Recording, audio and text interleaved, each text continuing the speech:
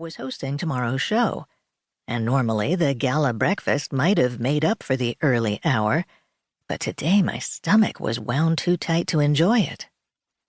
"Can't we talk about something else for a change?" Rob was saying. "Peonies, for example," my husband Michael said. "Much more practical for our yard. They don't require a lot of cosseting like roses, and the deer don't seem to eat them."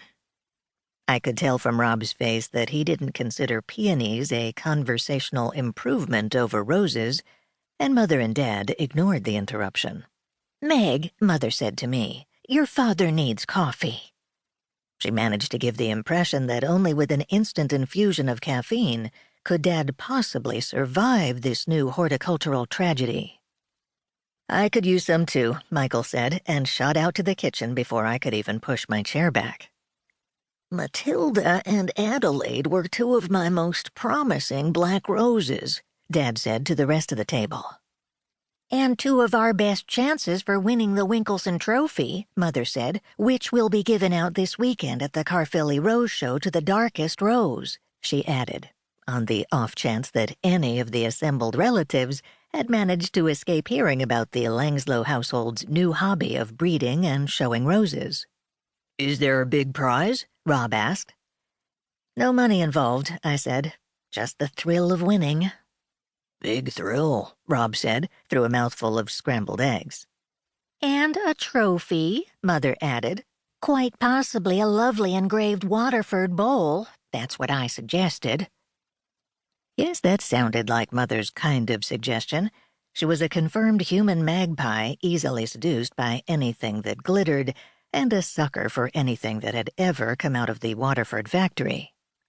"Well, if the winning rose is bred by the exhibitor, there's always a remote possibility that a commercial rose company might want to buy it," Dad said. "Of course, that would only happen if it were a significant advance toward the creation of a truly black rose. All the big commercial breeders have their own black rose breeding programs."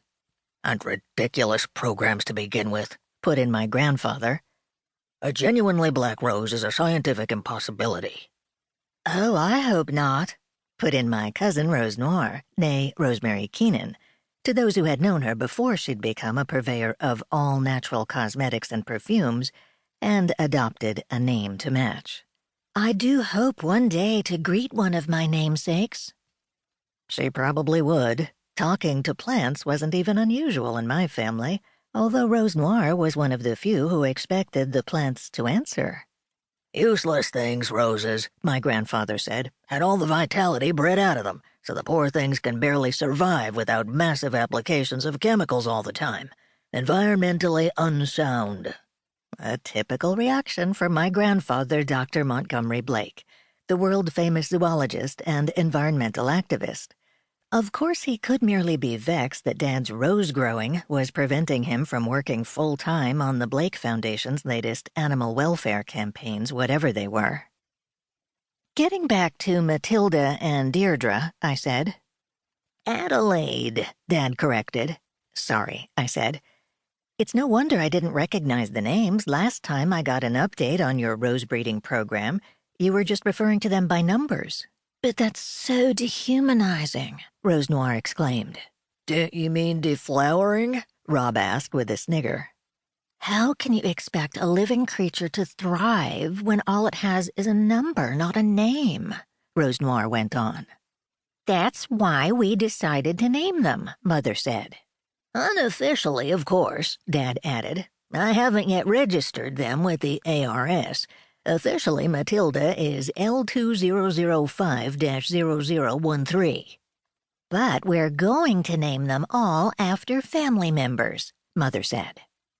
"No shortage of names there," Dr. Blake muttered. He was still getting used to the fact that when he claimed Dad as his long-lost son, he'd found himself allied by marriage with Mother's family, the Hollingsworths, whose numbers exceeded the population of some small countries. "I hope you stick to dead relatives," Michael said as he emerged from the kitchen with a pot of coffee. "Otherwise we'll have no end of confusion. And imagine if it got around the county that Rose Noir was suffering from black spot disease or that Rob had thrips." "What are thrips?"